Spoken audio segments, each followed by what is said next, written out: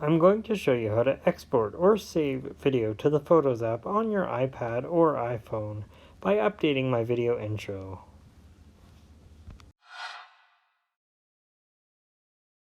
I love Mike's videos. Please subscribe to his channel for more tips, tricks, and tutorials. I'd like to begin using the intro you just saw, but I have to build it first. This video clip contains the new intro slide I want to use, so I'll edit it to remove the video and keep only the intro slide. The Photos app is where any media stored internally on your iPad or iPhone is located.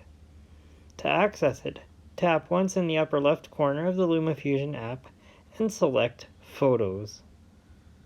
Then you'll see all the media stored internally on your device.